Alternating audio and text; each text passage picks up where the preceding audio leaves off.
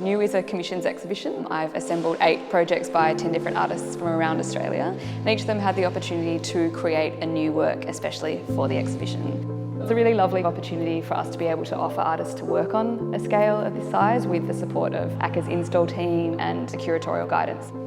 My work for NEW16 is called Here There Are Infinite Arrangements. It's a combination of 7 different brass and wood structures that have electronics within them. When you touch them, when you go near them, they start to resonate with a beautiful tone, and they're all pitched differently, and so they create an environment that's constantly changing, evolving, interactive, sound, light object. It's the biggest space I have ever exhibited in.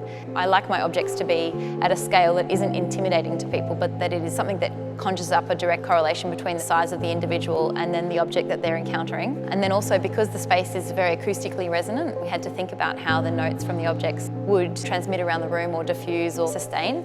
It was kind of an exciting place to explore, really, with the objects. A lot of the artists included in the show chose to respond to the space itself. For example, Julian Day, whose work I'm sitting in at the moment, has been able to create this work that responds very much to the architecture of the gallery that's around him, as if the architecture itself is unfurling. Mason Kimber as well has done a wall mural upon which his paintings are then hung, so the mural becomes a framing device or an extension of his paintings. Catherine and Kate are a performative art duo from Brisbane. So what you're seeing is an empty desk, a ceiling fan that oscillates, and a framed work. But the desk has been converted into a bicycle so that at any point you can ride out of the gallery space. So their work is very much about how collaborating can be a difficult pursuit. Tanya Lee's work, Curtilage, examines the gaps between houses to illustrate how we can remain socially and emotionally distant from the people closest to us. Liam O'Brien has expanded that to consider how we relate to one another through the medium of a screen. At arm's length, the main ideas look at our relationship to and through technology and what effect that could be having on our sense of selves and our relationship. But it's sort of using technology and using social media to talk about deeper issues related to attention and embodiment and experiences. Technology has allowed us to escape any situation, whether we're bored or we're uncomfortable.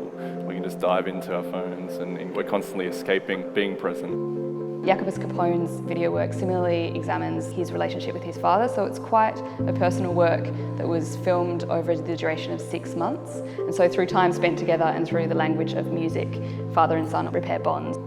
My name is Gabriella Hirst. This is my work, Force Measure. The background for this work is a very simple task: to do a representational painting of a storm within the eye of a storm.